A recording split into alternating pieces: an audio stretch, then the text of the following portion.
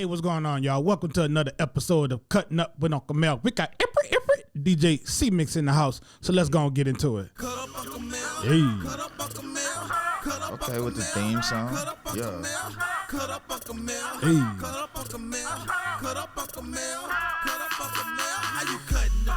How you cutting up? How you cutting up? What's going on, man? I'm chilling, man. Get me up in the morning, you know. Just want to say thank you for coming on to the show. Of course. So man, we go back a little ways, through the passing. What, about 7 years? Yeah. Oh, 7, 8. Damn, I'm getting old. Yeah. 7, 8 years. Trying to, I kind of watch you build your brand while building my brand on, on the college campus. I'm actually, you know this is my brand, but honestly, dorm room, you a legend. Like coming to college and, first barber you hear about when it comes to getting a haircut, because everybody go to dorm room. To see you go from like literally dorm room to seeing you in Tigerland to seeing you in the LSU building, bro. Like, I gotta give you your props, dog. We look up to you. If anything, all the younger generation, if they don't know you, like, you're a part of my inspiration for my brand. Just to see your growth itself just go up. Even though you was trying to get me to, come to your barbershop and get a haircut, literally, I like to cut hair, but I always respect the hustle. I was like, man, he the one that always get away. You know what I'm saying? Barbers always trying to get another barber. Like, hey, let me cut your hair. Like, man, I got it, bro. I got my own mirror, And just watching you do your thing to where like you was hosting pretty much all the events in Tigerland and in the clubs area. But then once the university itself started booking you and kind of bringing you on to do their events, I was like, man, this dude really working hard. And that's kind of what motivated me too, to go as hard as I was.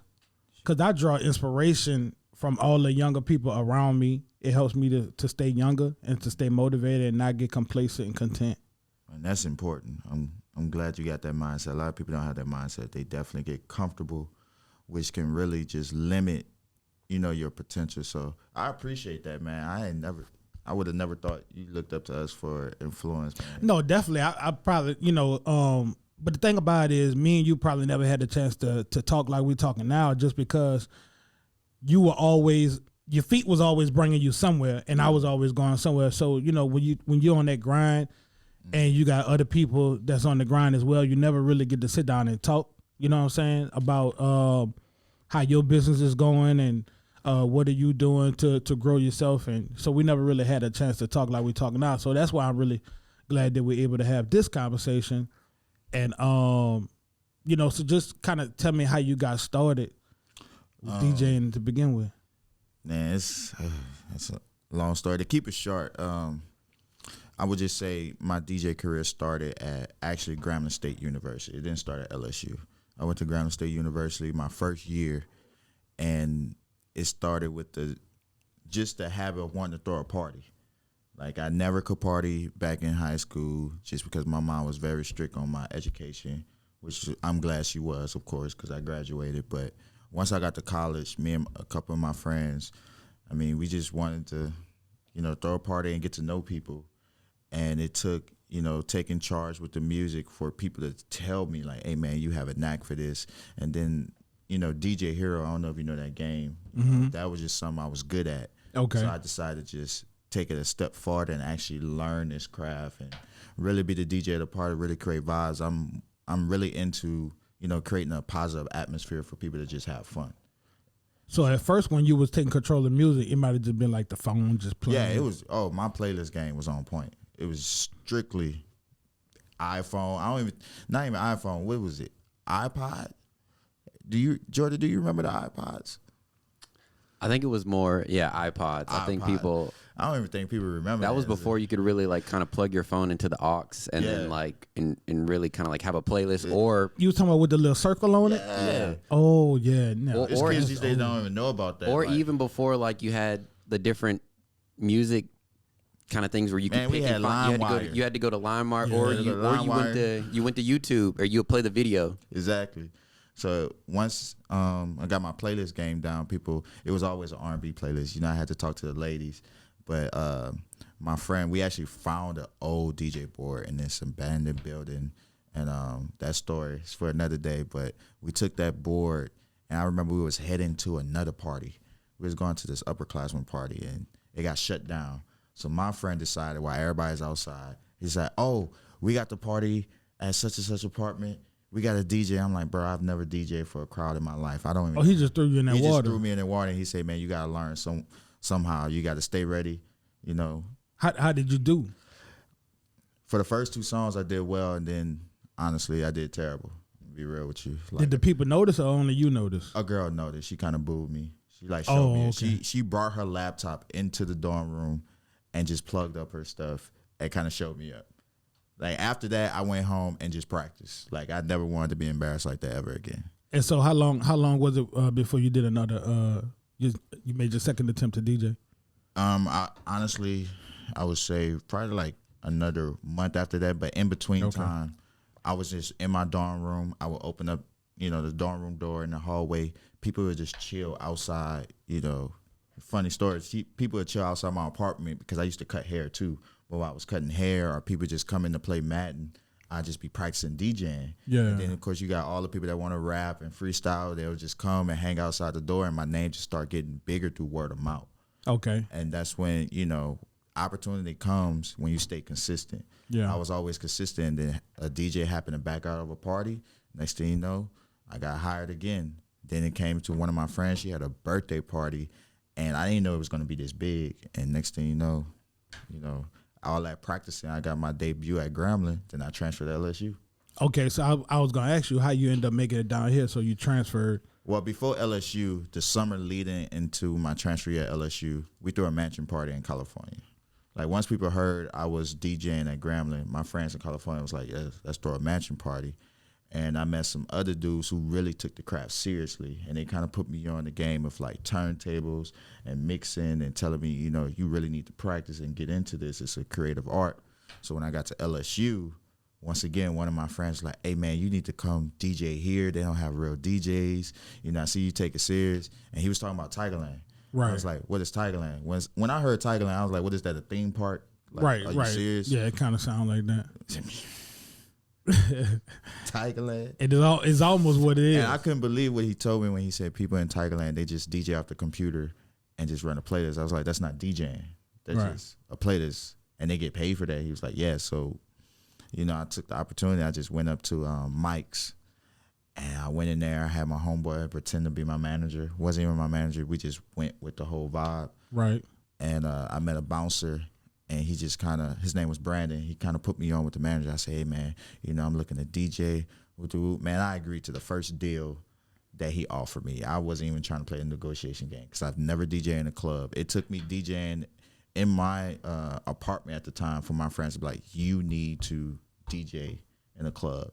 So he offered me, he said the deal was if I do good, he'd give me $300. Okay. And back then. And for how long? 3 hours. For 3 hours. 3 hours. 100 hours. 100 hours. He's like, I give you $300. You know, back then, that's a lot. Right.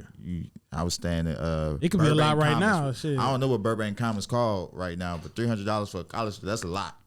So I was like, yeah, I'm with it. And he came up to me at the end of my set, and he told me, yo, that was the worst DJing I've ever heard. But he never heard so many compliments in one night. Gave me $300 and hired me the next week. And that's when I understood, you know, damn, I could really do something with this. Right. And then that goes to show, like, he didn't like it, but the people liked it. Yeah, the people liked it. So even though he don't want to hire you, it almost don't matter what he think. Because the people he getting his money from, they like what you do. And that's kind of how, like, when I first started cutting hair, I was, you know, cutting in the dorm. That's why I had the name Dorm Room Cuts. And I used to post, like, just about every haircut. And I would have other barbers would hit me up and be like, man, you need to take that down. Like this way you could have did better, yada, yada, yada. But those same clients was coming back, so I was satisfying them. Yeah. And then I had to learn, you know, you don't worry about really what somebody else think. You worry about the person who's paying you. Never worry about. I say that passionately because I see a lot of people nowadays so influenced what other people think. Forget those people. You know, we care about those people, but forget those people that want to comment on something negative, because it's only a few people that hate. People that want to do what you do, and people that can't do what you do. Right. Those are the only people that hate. Other people, they support. Right. You know, it's don't focus on that. If people are hating you, you're doing something right. They're looking at something that, you know, man, I wish I could be him. Oh, he could have did this better. But guess what? It's the effort that outbeats anybody. So I don't really tune into what people think. You know, I may use it for like criticism to like perfect myself just because I want to get better as a person. But when it comes to anything, man, you should never worry about what people do. If your heart's in the right place, just do it. You never know what's going to happen. Cause that's like me with the show. I got a homeboy that I talk to, and he will call me just to get a laugh. Like, he tells me that. I'm like, this dude using me for comedy. Man, that's good though, man. That means that's a blessing. You never know, that laugh can be therapeutic to someone for more reasons than you could think of. But so when he watched my episodes, he'll be like, man, what you toning down for? He was like, you know, this ain't the Unkle Mel that I know. He's like, when we on the phone, like, that's Unkle Mel. But I'm like, what we say on the phone is a phone conversation. You know what I'm saying? So what's like, holding you back from showing that side of you? Shoot, just really try not to get, you know. I feel like, you know, you trying to be polished. They don't need to know if y'all want to know Uncle, y'all gotta come see Uncle in live. You feel me? I feel like right, because I mean, you know, just with so many people starting, then the cancel culture thing. You know what I'm saying? Like, I don't want to get canceled before I even get started. That, bro, how you feel about that cancel culture? Jordan, how you feel about cancel culture? What is cancel culture? We've had, me and Mel have had this conversation numerous times, and I'm waiting for him to crack a smile because he already knows how I feel about it. Man, I would think that cmix, you probably feel the same way I feel about it, in a sense of, one, you can only really be quote canceled if you let it happen to you yourself. Like, if you feed kind of into people canceling you, right? And then, I think that's a joke. Like, if somebody say, "Man, you canceled," I'm just like, "Cancel." Because here's the thing. Who is you? You got the start button of when I stop, and I don't know. Because here's the thing. That's funny. I'm an Addis baby, right? And just the way we used to talk, and okay, so I was born in the 80s, right? So I'm listening to older people, but the way they would talk, then the way we would talk in the 90s, whenever we started jumping off the porch, you can't talk like that no more. And then I'm also military. Right. And I was in the Navy. And like when they say curse like a sailor, like, we don't filter nothing. Like, the dudes that's really out here defending the country and protecting y'all, they ain't got no filter. It's this way, this how it is, rough and rugged, and that's what keeps everybody safe at night. Yeah. And that stick with you. Like if you in the military for, you know, even a few amount of years, one enlistment, like, that's a lifetime of you know, that way of life for you is going to be like that. So, you know, me being the 80s baby, being from a city like New Orleans and being a military guy, you know, I don't have no filter and stuff like that, but I got to filter myself. Yeah, but listen though, this is what I always say. Yeah, people say that they're canceled, but in my opinion, I said this on the What's a Baddie episode, if you remember.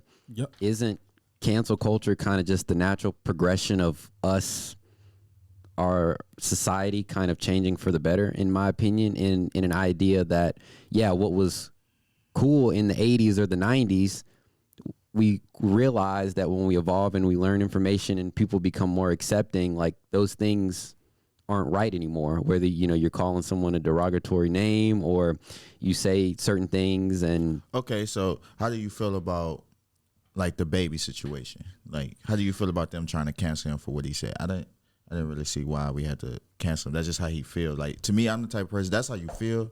That's how you feel. If you don't like it, don't listen. But my thing is, if you part of his fan base, if you was there, then you ain't really mad at him. You paid your couple $100 to go hear him be himself. Be himself. Like, you want him to be a fake. It's the people that wasn't there that see it on the internet. It's not that he's fake. It's not that it's fake, but it's what he said, and clearly we can't repeat what he said. Yeah. But what he said was just flat out wrong. Like, right. What he said, it was just wrong from an information standpoint, because that's not, he made a derogatory statement about misinformation about a subculture of people that's just not right. That's right. You get what I'm saying? I get that. Like, we don't got to go deep into that. I'm just on the fact of, okay, he said something wrong. He's human. He learned from a mistake. Why do we have to just cancel him? Because y'all still gonna listen to. Yeah, but but let's be honest. He didn't start apologizing until they started taking him off those festivals. Am I right? Yeah, that's true. When he starts saying he posted some. He posted some time. Yeah, when the money. Yeah, so you're not sorry. You're not sorry. You're only sorry when the money gets messed up. Here's the thing that I've learned in my years on this earth. Nobody's really sorry for nothing that they say, Right. because most people do speak from the heart. Exactly. Most people do. And you can't blame nobody for speaking from the heart. I'm the type of person, if you say something I don't agree with, that's you. I just don't agree with it. Am I gonna hate you? No, I'm still love you, but I'm gonna learn how to move around you. Now that I know your mindset, I'm gonna accept you for who you are. If that's your mindset, that's you. I know I got to put you over here. You can't be with me in these situations because of your mindset, but I'm not going to blame you for it. And I feel like if people would tune in more to themselves versus, worrying about how somebody is, or I disagree with what he said, okay, move around. Stop trying to alter this person because you see some good traits that you like about him, so you wish there was this. I think a lot of social media has gotten people into believing this false reality of a person. They tune in on who they think this person really is. And once they get a glimpse of something they disagree with, they immediately want to jump ship and not realize, okay, you're not that perfect either.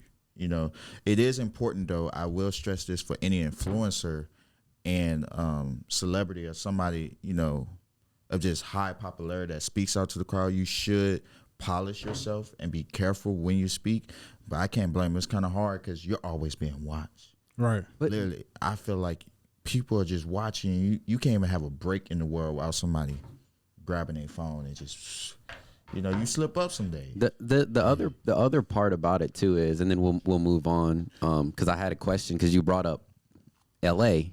So, but the last point I'm going to make is, well, what about the people of this culture that were big fans of his? Now you've alienated a whole sector of your fan base that now don't want to be your fans. Like, Sure. like if you claim to love your fans and you claim to, they're the ones that got you there. Well, why are you saying derogatory things about that sector? Maybe they were just a fan of his music, but not a fan of him. Yeah. Because see, what he said, now, we've talked about that. don't too, have nothing to do Jordan. with his music. A lot of people don't know how to take away the artist from the person. Right. They're a fan of his music, not him. Because how many times have you, and I've been through the situation, you've heard my story a bunch of times with certain actors or people where I love their music or I love their work, and then I met them in person and they're terrible people. And it's like, I don't want to really like this person anymore, but man, I want to watch the new, show that's coming out with them. So it's kind of a weird dynamic. Because all of my favorite male singers got stuff that happens in their personal life to where people want to get rid of their music. You know what I'm saying? Kels, you know what I'm saying? MJ, somebody, even Usher at one point. So it always got something that they're doing. They're like, but I'm a fan. No, you're just a fan of my work. Right. You don't know me. You're a fan of my work. Yeah. I feel that. I was going to say, Charles, to go back to what you said about, because you said something and I kind of wanted you to talk a little bit more about it. You said you threw a mansion party in L.A. Are you from Los Angeles, or like how did? Nah, I'm from Moreno Valley. Like I was born in New Orleans. After Katrina, I moved to Moreno Valley, California. My mom was born and raised in L.A. Compton.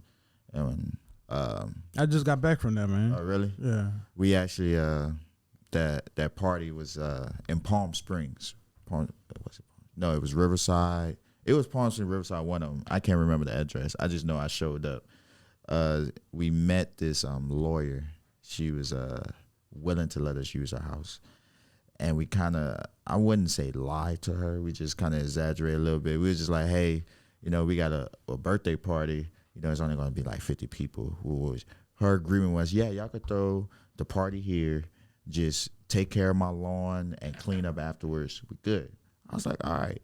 So we had this dude who was getting drafted out of high school. I know a lot of people don't know, out of high school you get drafted for baseball. Right. He was getting drafted and it was his birthday party. So it was a birthday party. Yeah, it was a birthday party. But I mean it got promoted more than she probably thought. There's only one way to get in the neighborhood. That's all I can say. Right. And it started with 50 people, and it ended up being 400 people.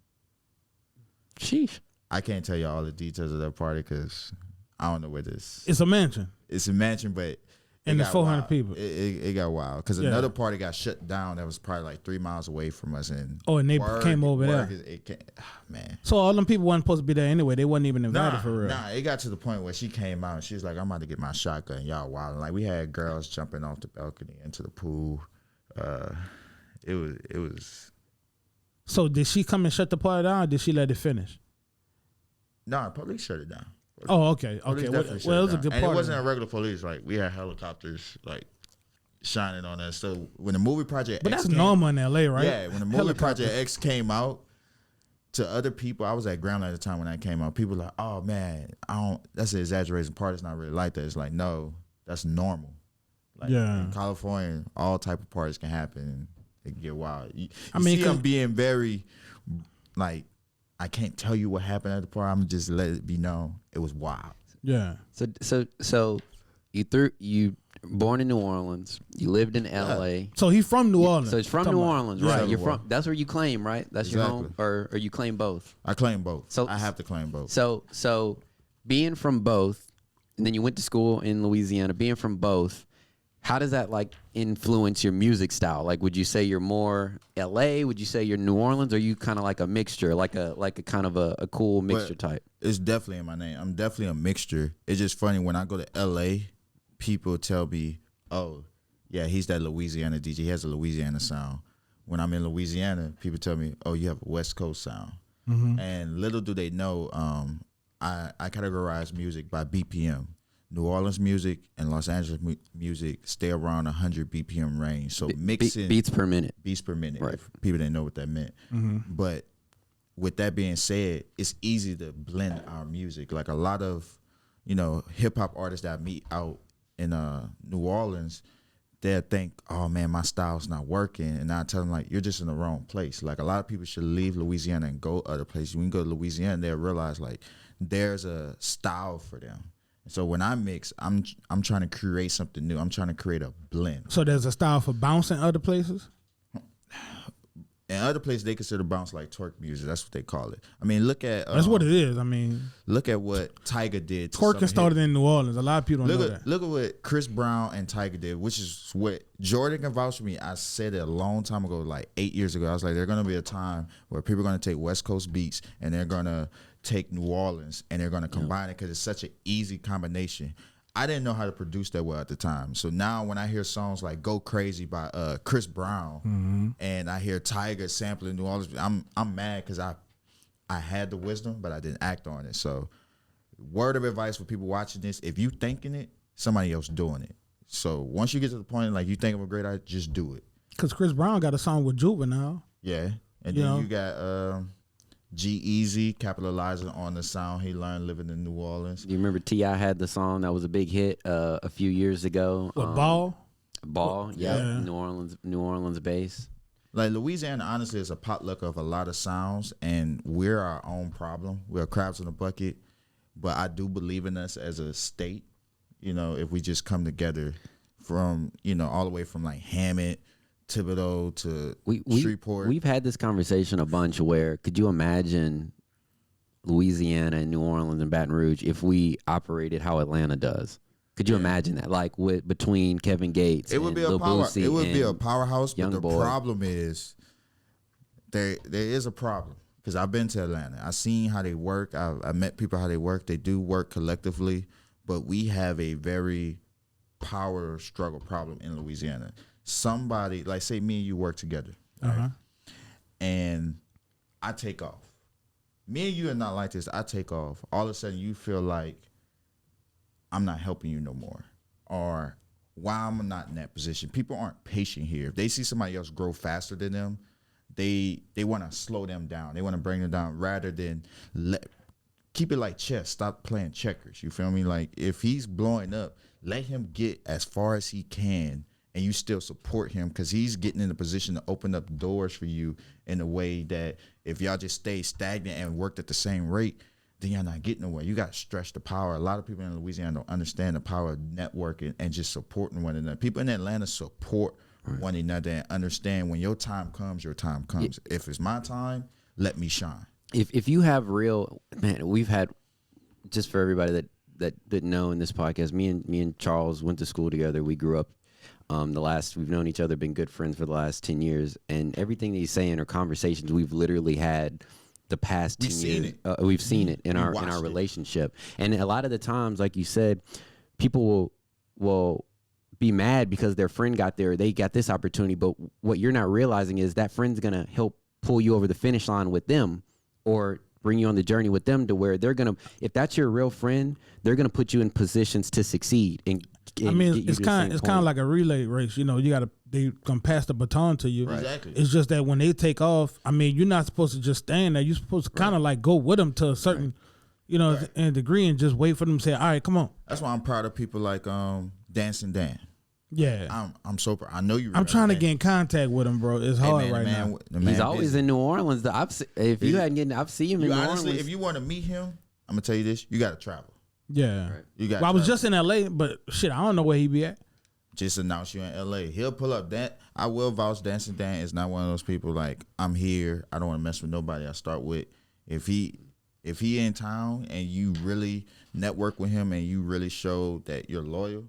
He go fuck with you. I'm not, because I bullshit you not. I bullshit you not. I just messaged his mom like 3 days ago to try to get in touch with him, because I don't have his number right now.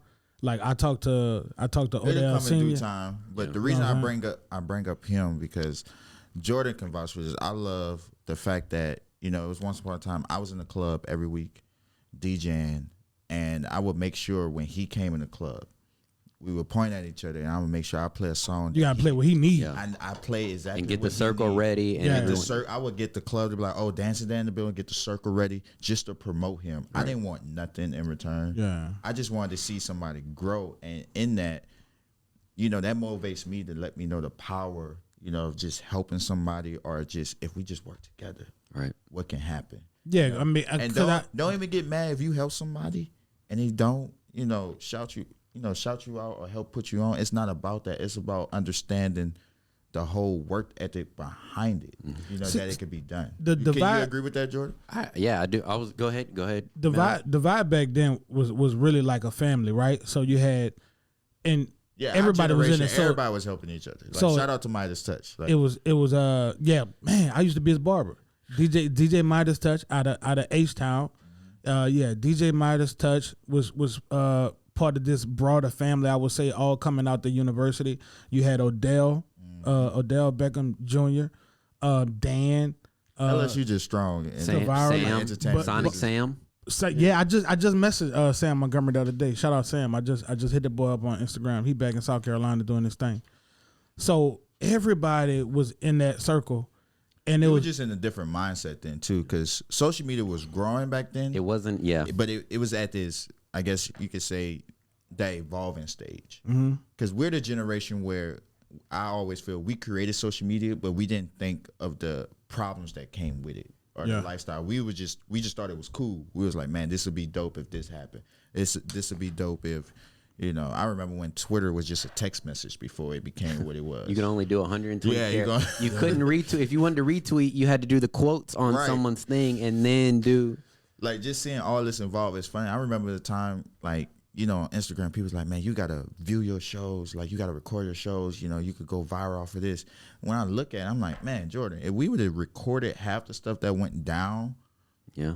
We would have been there, but I didn't care about that stuff. I didn't believe it. I was like, I'm going viral. Yeah, I didn't. But you have to remember how, and I don't want to say YouTube was in its early stages, but it definitely kind of was in a sense to where it's even 5, 6, 7 years ago, it was nowhere near the juggernaut that it is now, and like we didn't understand, and then the process that went into it. You're right. We could not comprehend. I'm gonna tell y'all. Yeah. So when I learned the power of going viral, like this true story. I had an orientation on the night that before I was supposed to open up my shop in the Student Union, and I had my family there, my kids were there, had my coworkers there, and Dan and Knick Knack Paddywhack were also in the union. But I didn't know Nick Nack was there. I didn't even know who he was at the time. But Dan came by the barbershop just to speak to me like he always would. And I remember my little boy had ran out behind him. And then so Dan had brought it back in, and he was like, I'm about to go to McDonald's. Do y'all want anything? Because one thing about Dan would always go to McDonald's when I had the barbershop by McDonald's and Pluckers. He would always be like, you want something to eat? And I'd be like, that's how I gained all that weight, honestly. So you gonna blame Dan for your weight? Yeah, for me being fat as fuck, yeah. So, but he went over there to McDonald's, and I was doing my little orientation and everything. And then the next day, maybe 2 days later, I'm on World Star Hip Hop, and I see him and Nick Nack Paddywhack. I'm like, that looked like the McDonald's in the Union. And I'm telling you, I never forget that day. It was November 30th, 2016. Man, you memorized the day. I would have forgot all that. Well, cause the first day that my barbershop was open was December 1st, 2016. So if I'm not mistaken, he either went viral on December 1st or December 2nd of 2016. And then next thing you know, he was West Coast bound. He was on his way to LA after that, man. He's actually signed to, I don't know if he's still signed anymore, but to DDG in Zooted Entertainment. And if you guys don't know DDG, he's a really big up and coming rapper, and he's actually on tour with Kevin Gates now too. So yeah, I saw that. Nah, real cool people. See, that's the thing. Let people know, man. Louisiana music scene is just strong. Like, you know, me even being on tour representing Louisiana, that was a blessing for me. Like being in Puerto Rico, Puerto Rico. I could not speak no Spanish. Sí. My Uber rides were struggling. Tiene que aprender. But it was a good experience because I brought the culture of Louisiana all the way out there. Like, you know, just to be able to play like Kevin Gates, HD4 President, Wonderless, like artists I work with, like Wonderless, Darius, you know, being able to play them in the different country where people don't even speak our language, just put me in a better mindset to understand, man, I'm really not just doing this for myself, but I'm doing this for other people. It's a blessing. And you know, Gates be out there. He shot a whole bunch of videos in PR. For real? Yeah. Well, guess what? I'm next because I'm going back to Puerto Rico. I told you I'm hosting a basketball tournament in Puerto Rico. I'm a little salty. Well, not to get too much. I'm salty that I couldn't. Let it go, bro. But I will say this. You know the reason why I couldn't be there. Even if I would, I wanted to be invited, but I wouldn't have gone. And we can't talk about the reason why. I don't know what you're talking about, dog. But yeah, so Puerto Rico's the next. Yeah, a plane ticket away, bro. You could have pulled up. You know what I'm saying? Like Plug Daughter 2 and all those different songs off his latest album with all the videos pretty much shot in PR. Yeah, so they familiar with it, but he Puerto Rican and black, so you know, and Moroccan. But did you get to enjoy yourself while you was out there, or just work? I definitely enjoyed myself. Like after my show, I definitely experienced Puerto Rico. Man, I was in San Juan cutting up. Yeah, I had a little dude who made these burgers on the grill. I didn't even go to restaurants. I went to all local spots, bro. I went to some restaurants. Don't get me wrong. Like I went to like Club Vivo. Like they had a beach club. They had some nice food, but I was really in San Juan. Like dude on the grill hooked me up with them burgers. And he knew me. I stayed there for about a week, so I went to 2 days straight. He already had it ready for me. Like, man, that's how I be when I'm in DR. Like I be in the hood, man. Yeah, you got to. And they don't do that phone stuff. Just let people know. They don't do that phone stuff. Don't do all that recording. Nah, just be yourself and be chill, and you gonna have a good time. If you are record yourself. Yeah, that's record yourself. That's it. Just record yourself. They don't be on that American. I call it American stuff. Just well, I mean Puerto Rico's still American, but you know what I mean. Like, don't be on that record. I gotta record everything. Nah, bro. Just relax. Enjoy your life. You know, don't let everybody know where you at. Stay low key. People don't know how to stay low key no more. Like, stop telling everybody your business. But just to elaborate on the music scene, like being on tour, being in Puerto Rico, representing Louisiana, I would say, you know, I encourage more artists to travel. The power of traveling, like. Just being out there and getting one person from Puerto Rico to follow me meant a lot to me. Because now I know when I do my craft, you know, people that are watching me, it's not just in the local area. It's, you know, global. It's people who really respect what I do. And people is actually giving me compliments on my DJ skills and the music I played and they was putting me on some of their music. Like, if we host Latino night, I promise you I'm gonna kill it. I was Shazamming everything I heard out there.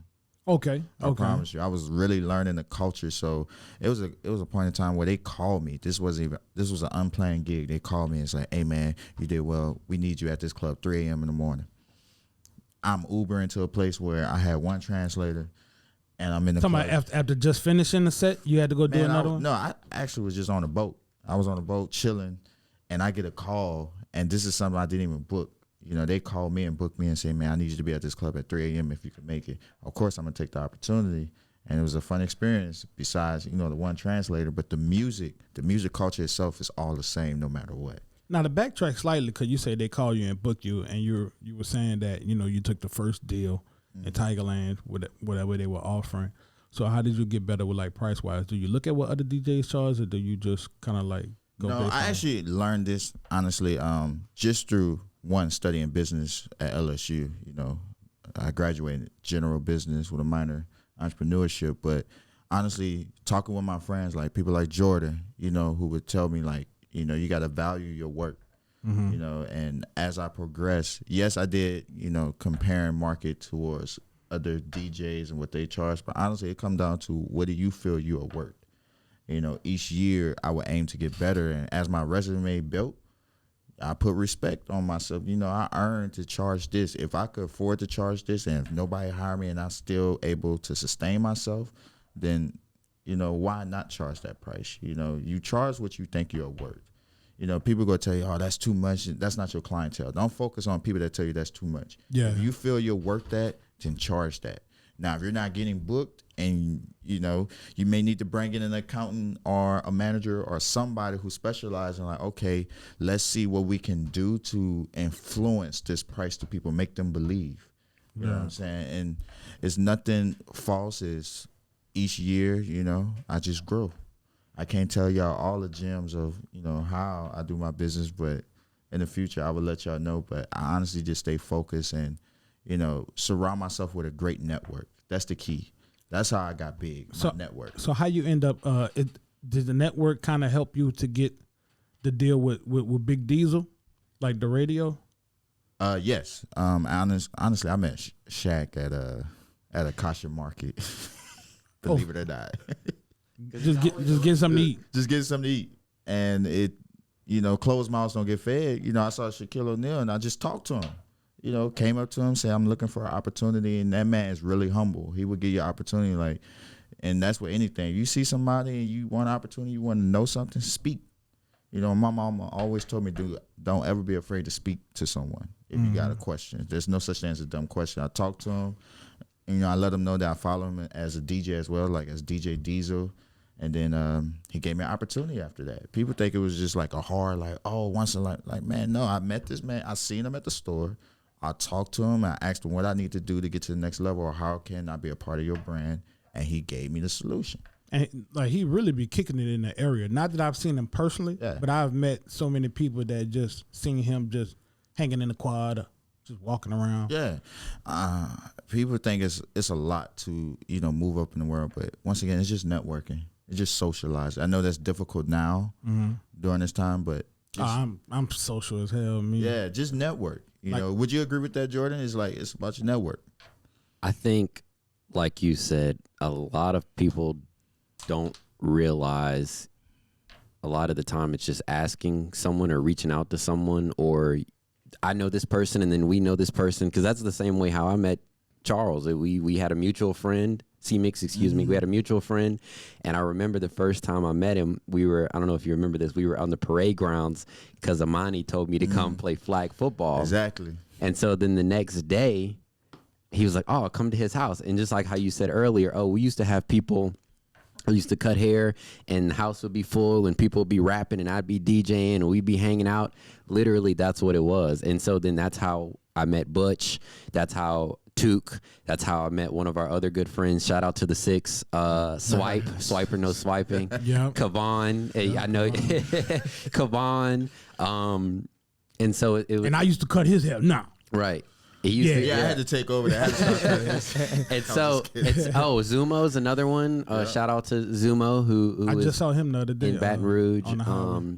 A really great artist. And so, like, it's kind of weird because I'm a big fan of like collective groups like Brockhampton and then like Odd Future, and then like in a weird way we can look back on that and think, man, we were kind of like the Odd Future of like Baton Rouge in a sense that like we all were, everybody had their thing, and we were all we were all a group, and it's like everybody helped each other out, whether it was Charles helping Zumo with like doing music with some of his paintings, or Swipe helping Zumo and then helping Charles with music, me helping maybe taking pictures, whatever it is. It took us not being selfish. Right. I can say that. We were not selfish towards one another. Right. Zumo called us, and I remember Jordan was the only one at the time in the group that had a big enough vehicle to carry his canvas. Right. I was like, Jordan, we'll give you gas money. You know, we just need to get this canvas over here. It's like, we were not, you know, I don't know if I can say this on camera. Nobody was dick riding anybody. Right. You know, nobody was, you know, leeching off of them for a clout. It was more so, I'm available. I'm free. This is what I'm doing. Can you help? Yeah, I can help. Hey, man, I can help with this. Can we collab on something? You know, me and Zumo came up with the thing of he paints live while I DJ because he was a fan of my music and my music. I saw him do that at a concert. I'm like, yeah, he really painting these the were artist. all ideas. So for anybody that, you know, into music, you know, sometimes your that's like resources are already there. They're already around you. That's like a poetry night type of thing too, right? Where somebody might paint while an artist is doing something. Because I seen him paint. I don't know if it was Gates or something. Well, it had to be Gates because I followed And Gates Zumo like painted crazy. everybody. He painted right during the show. I'm like, damn, bro. Right. Okay. So overall, I just want to say that, you know, on camera, like, people got to understand your resources are closer than you think. Right. They're right around you. It's the people around you. It's the people around you. And if you feel like you're not growing, it also may be because of the people around you. How many times have we had that? Not to name any names, but Yeah. we had some people in the group that had other intentions and maybe felt a certain way about other people in the group, and it just didn't make sense. And then because you can have new people come into a group and completely mess up the vibes and the feelings between everyone, and for no reason, just because they're salty. Well, that's why you got to hit him with who man's is this? Right. Because somebody brought him in. I ain't gonna lie, I am a victim. I'm a friendly, socialized person. Like, I know how to put people in categories. And I did have to learn to be careful with that when I introduce certain people to people I know. Yeah. And that's in very important skills. I hate that, you know, we have to be like that, but you honestly do. You got to vet somebody before you. Right. Yeah, you got to be like, hey, you know, I'm cool with you, but you're not ready to meet this person because I just understand your vibe. Like, But if you, I mean, you know, I'm a pretty good judge of person, and I remember when I first started seeing the red flags with this particular person, and I kind of brought it up. Well, he throwing shade. It's getting dark in this thing, boy. But this person wouldn't know who I'm talking about. But yeah, and I remember I came and I was like, hey man, this guy did whoop-de-whoop, and Zumo saw it too. It's kind of weird, don't you think? And I don't pay attention because sometimes my focus just be on the work itself. Right. I'm always DJing and something. So when they tell me stuff afterwards, that's important too. Listen to your friends. They'll let you know. Right. When you can't see what's happening behind your back, your friends will. That's why it's good to have a support group, because when they tell me stuff, I'm like, all right, let's address it. Once we address it and we nip it, it is what it is, and we just got to move differently. You know. I know we're getting ready to wrap up. Yeah. So let's kind of end it on maybe a story or something. Maybe something between us, or maybe what type of things annoy you as a DJ. What are some of the things you think that annoy you the most, and then maybe a story about maybe something that happened at a concert, at a studio session or something. What annoys me the most, I can say not. People would think it's requests, but what annoys me the most is when I choose to step out of my element to go enjoy myself at somebody's event or party that they invite me to. Oh, when you come from around the table? No, I'm just talking about in general. Say you invited me out, like, hey man, come to my house, we're barbecuing, woo woo, and there's music playing, and everybody looks at you like, aren't you the DJ? Why don't you go DJ? No, I'm clocked out. One, you didn't hire me. Two, I would like to just eat barbecue wings and play some dominoes or something. Like, I want to chill. I don't want to DJ all the time. Right. Like, when you take something serious, sometimes you just want to break. You want something different to make you love what you do again. So that annoys me the most, especially when they compare me to other people that may be DJing somebody's, wedding that I'm invited to. Like, man, you should be up there. And I was like, nah, bro. It's like, I'm chilling. Cause I thought what DJs hated the most, cause I'm a house party baby. I grew up on a house party. And you remember when Chill was dancing and he'll bump the table? No, we definitely hate that. But the most annoying part for me personally is when people invite me somewhere, don't ask me to DJ, but try to bait me into DJing something, whether it's with my phone, like, hey man, don't you got a little mix or something? It's like, yeah, I also got a website and an invoice that you can. Yeah, here's my contract. Here's my contract. Yeah. Like, I'm here to chill. And if people play it right, if you cool, I love DJing so much, I may hop on without you asking. Just don't ask. If I feel like it, I feel like it. But other than that, is Let me ask you this: you ever did like a kids party that turns into a grown folks party all the time. at some point? All the time, because the kids listen to the same thing the parents listen to. So is it hard to, this kind of like, left field, is it hard to date as a DJ? Because I've learned with a microphone comes power. And I hear dudes that DJ be like, man, I pulled me a bad one at the party. I'm like, what you was doing, man? I was DJing. Everybody want to mess with the DJ. I'm glad we're about to end it. Yeah. Everybody want to mess with the DJ. I would say this, when I first started DJing, I only did it for the passion of the music. I would have people come up to me like, man, you DJing, bro. I know the ladies, coming up to you.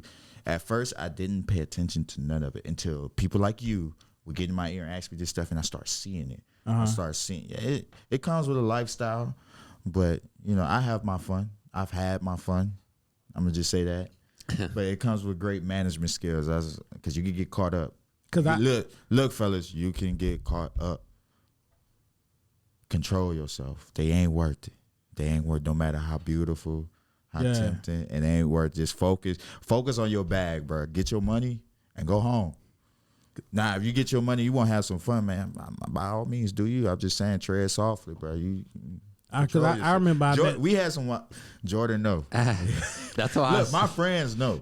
Because there's some things that you like, can't. I tell him he can never repeat. We can never repeat, but it comes with great responsibility. Yeah. There's a DJ I met. He came into my first barbershop, but he was like, yeah, I'm just in town visiting my brother at LSU. I'm like, oh, okay. I'm like, where you coming from? He's like, well, I actually live in Japan. I'm a DJ. And so I said, well, I'm going to follow you on Instagram. And I saw he like be on the stage and had these big old rooms and stuff. And the type of music he playing, I don't know if it's EMD or something, or maybe I could be wrong. EDM? Mm-hmm. Yeah. And I was like, man, people really listen to that? So, yeah, I just see how far it could take you.